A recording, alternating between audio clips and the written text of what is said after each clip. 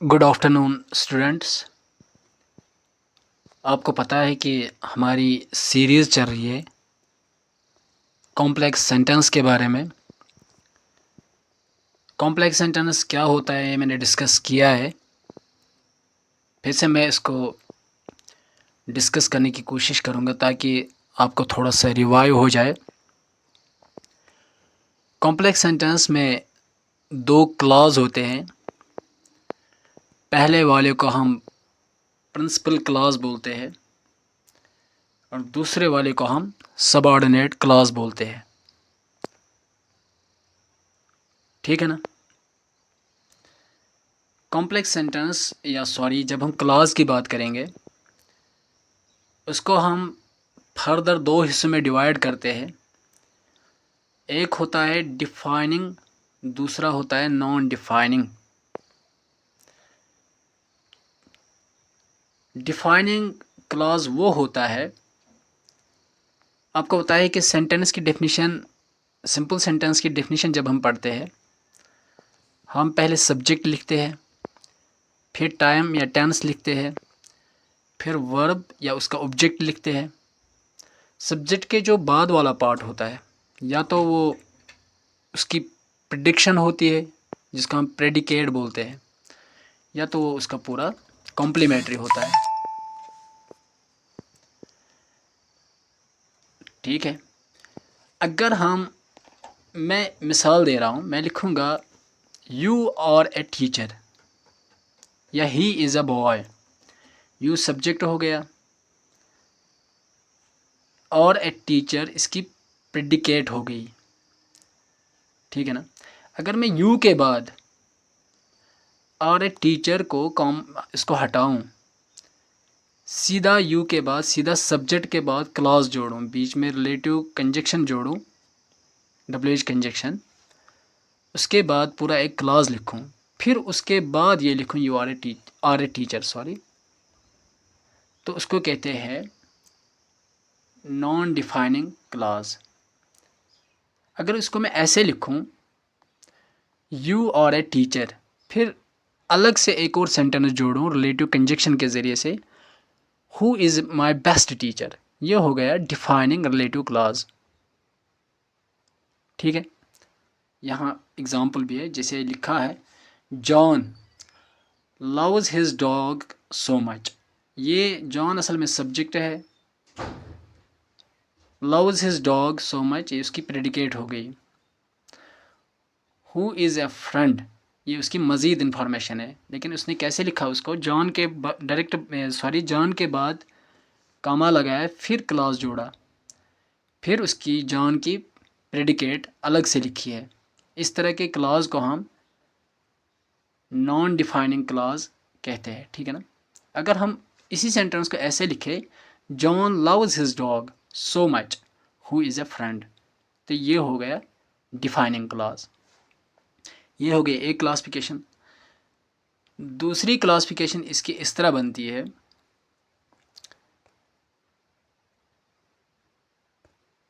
Relative clause को हम तीन हिस्सों में डिवाइड करते हैं। फिलहाल मैं यहाँ डिफाइनिंग की बात कर रहा हूँ।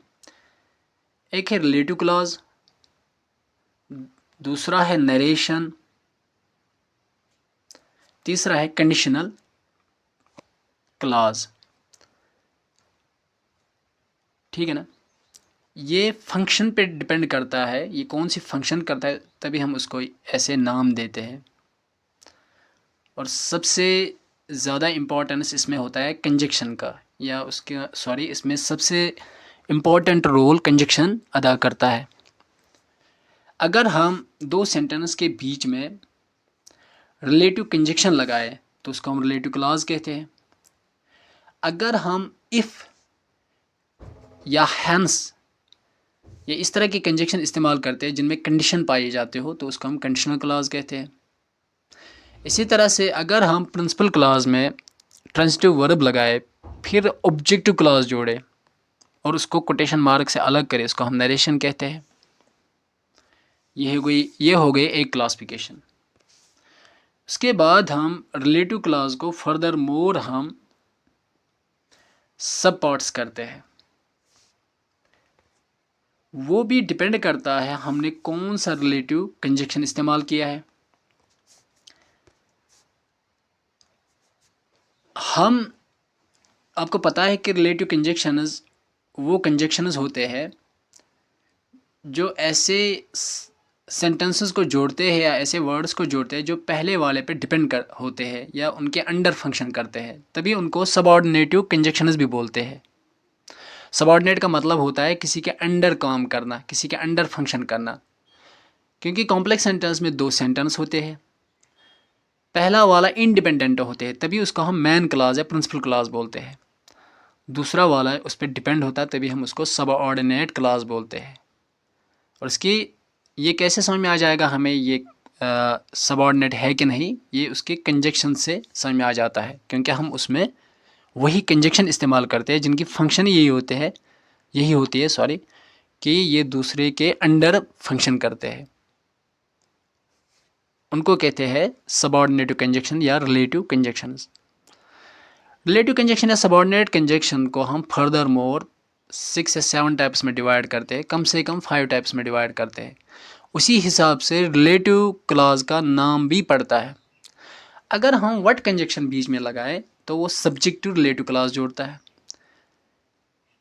इसी तरह से अगर हम हु, विच या दैट लगाए तो वो एडजेक्टिव रिलेटिव क्लॉज जोड़ते हैं। इसी तरह से व्हेन, वायर या व्हेंस, वाई, इस तरह के रिलेटिव WH कंजक्शन या रिलेटिव कंजक्शन लगाए तो वो एडवर्ब रिलेटिव क्लॉज जोड़ते हैं। ठीक है ना। सबसे पहले हम बात करेंगे एडजेक्टिव रिलेटिव क्लॉज पे।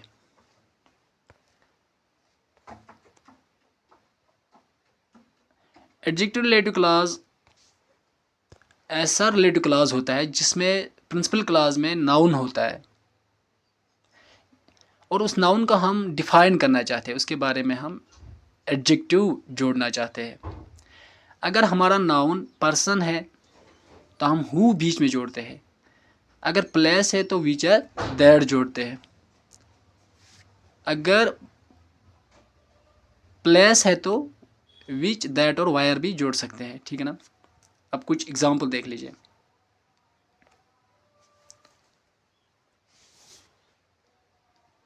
यहाँ मैंने एक एग्जाम्पल दिया है, लिखा है ही इज़ द मैन। अब मैन नाउन है, कौन सा नाउन है? ये पर्सन है, ही इज़ माई फादर। अब इनको मैं जोड़ता हूँ, लिखा है he is the man who is my father. अब दूसरी एग्जाम्पल देख लीजिए, I have a pen. Pen कौन सा नाउन है? थिंग है, it is black. I have a pen which और दैट इज़ ब्लैक। अब तीसरी एग्जाम्पल देख लीजिए, I live in Kashmir. Kashmir place है, इट इज़ ब्यूटीफुल। अब इनको कंबाइन करना है, ऐसे कंबाइन करना है कि जो कश्मीर नाउन है आगे वाला पूरा क्लॉज उसका एडजेक्टिव बनना चाहे। आई live in Kashmir which is beautiful या दैट इज़ ब्यूटीफुल। अब विच के आगे जो पूरा सेंटेंस है ये उसका एडजेक्टिव बनता है, क्योंकि ये विच और दैट की फंक्शन है, ये एडजेक्टिव क्लॉज जोड़ते हैं। अब एडवर्ब की एग्जांपल देख लीजिए। एडवर्ब कंजक्शन मैंने इससे पहले एडवर्ब पढ़ा है, एडवर्ब कहते हैं किसको और उनकी टाइप पे मैंने बात की है। जो वहाँ मैंने एडवर्ब की टाइप पे बात की है वही यहाँ भी उतने टाइप्स बनते हैं, ये डिपेंड करता है कंजक्शन पे। जैसे एडवर्ब ऑफ प्लेस, उसमें हम ऐसे कंजक्शन इस्तेमाल करते हैं जो प्लेस को शो करते हो। इसका मतलब ये होता है, पहले आपको ये जानना ज़रूरी है कि एडवर्ब कहते किसको है। एडवर्ब वो वर्ड या फ्रेज या सेंटेंस होता है जो एक एडजेक्टिव या वर्ब को मॉडिफाई करे, यानी उसके बारे में मज़ीद इन्फॉर्मेशन दे, और वो वर्ब इंट्रांजिटिव वर्ब होना चाहिए। जैसे एग्जांपल यहाँ देख लीजिए, द रैबिट कैन गो। अब मुझे गो को मॉडिफाई करना है, अगर रैबिट को करूँगा तो एडजेक्टिव हो जाएगा, गो वर्ब है। Anywhere he wants. एनीवेयर एक ऐसा एडवर्ब कंजक्शन है जो प्लेस को डिनोट करता है, तभी ये एडवर्ब ऑफ प्लेस हो गया। जहाँ कहीं जिस जगह वो जाना चाहता है, रैबिट जा सकता है जिस जगह वो जाना चाहता है।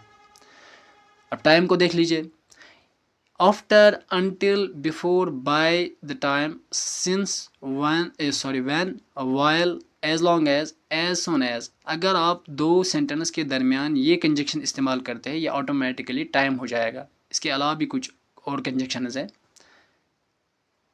एग्जाम्पल देख लीजिए, you can not have ice cream until you eat your dinner. तुम्हें उस वक्त तक आइसक्रीम नहीं मिलेगी जब तक तुम अपना डिनर नहीं करोगे। अब रीज़न देख लीजिए, एडवर्ब ऑफ रीज़न, ये वहाँ हम ऐसे कंजक्शंस को इस्तेमाल करते हैं जो पहले वाले सेंटेंस में एडजेक्टिव या वर्ब आ जाएगा, उसका रीज़न बताते हो। कभी कभी एक एडवर्ब दूसरे एडवर्ब को भी मॉडिफाई करता है, ठीक है ना।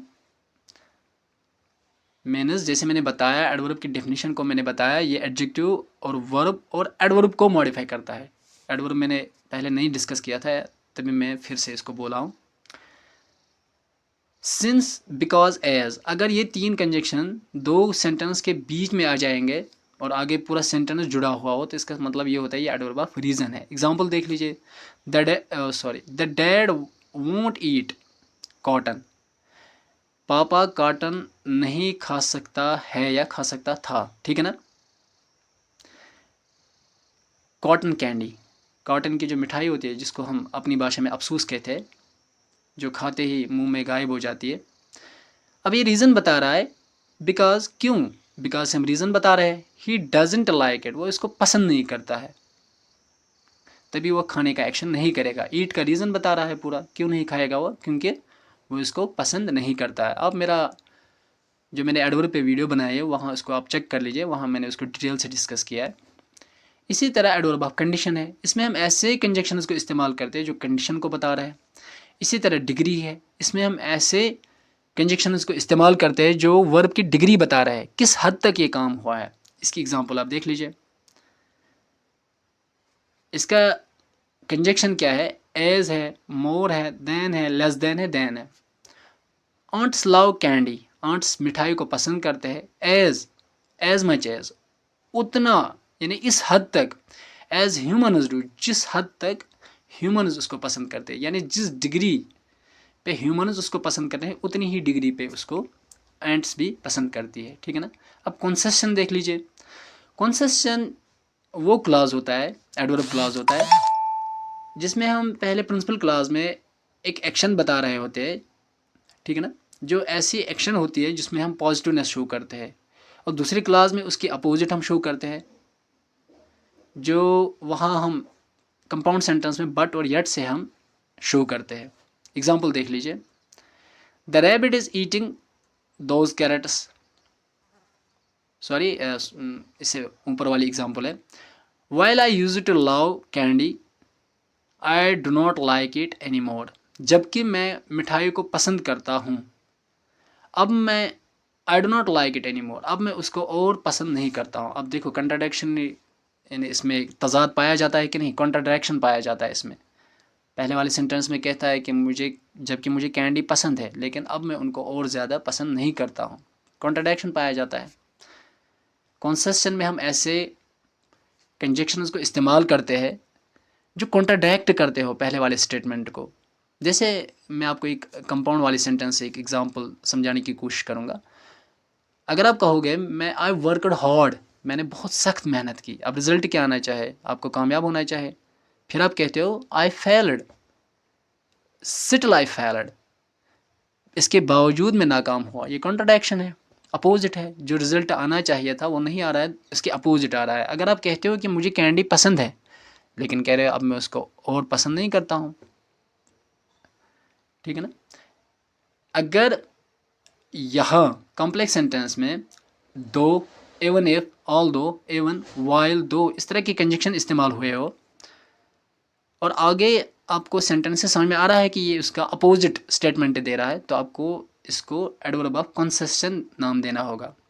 इसी तरह से लास्ट वाली एग्जांपल जिसको हम मैनर कहते हैं, मैनर का मतलब होता है तरीका। अगर आप किसी वर्ब, किसी एडवर्ब या एडजेक्टिव का मैनर बता रहे हो, आपके पहले वाले क्लास में एडजेक्टिव या एडवर्ब या वर्ब पाया जाता हो, आगे उसका आप मैनर बता रहे हो। मैनर का मतलब होता है तरीका, किस तरह से आपने वो एक्शन की या किस तरह से वो एक्शन हुई। जैसे एग्जाम्पल देख लीजिए, the rabbit is eating those carrots, rabbit जो है, खरगोश जो है गाजर खा रहा है, he is never been fed, ऐसे खा रहा है जैसे कि उसको कभी खिलाया ही नहीं गया हो, यहाँ मैनर बता रहा है। या मैं अपनी तरफ से सॉरी एक और एग्जांपल जोड़ रहा हूँ, मैं कह रहा हूँ I walk on the road, मैं रास्ते पे चल रहा हूँ। फिर मैं कह रहा हूँ एज, कंजक्शन जोड़ा मैंने, कौन सा conjunction, adverb of manner. As the rabbit walk, जैसे कि खरगोश चल रहा है, मैं अपने चलने का तरीका बता रहा हूँ। या as the Mercedes runs on the road, या as the bike runs on the road, जैसे कि दो चक्का चल रहा है, दो चक्का मतलब बाइक जिसको हम कहते हैं। As the train runs on the rail, और सॉरी रेल पटरी को कहते हैं, इंग्लिश में इसको रेल बोलते हैं, RAIL। मैं इस तरह चलता हूँ जैसे कि ट्रेन चलती है रेल पे, पटरी पे, यानी अपने चलने का तरीका बता रहा हूँ, मेरा चलना किस तरह से। या I run as the leopard run, मैं ऐसे चलता हूँ जैसे कि लिपर्ड दौड़ता है, अपने चलने का तरीका बता रहा हूँ। जब आप किसी वर्ब या किसी एक्शन का मैनर बता रहे हो, तरीका बता रहे हो दूसरे वाले सेंटेंस में, इसको एडवर्ब ऑफ मैनर कहते हैं। इसके बाद इस वीडियो के बाद हम कंडीशनल क्लॉज को डिस्कस करेंगे इंशाल्लाह स्टेप बाय स्टेप। तब तक और इस वीडियो को दूसरों तक शेयर कर लीजिए ताकि हमें भी मोटिवेशन मिले। अगर आपको कोई कन्फ्यूजन हो इसमें, कमेंट में ज़रूर कहिएगा।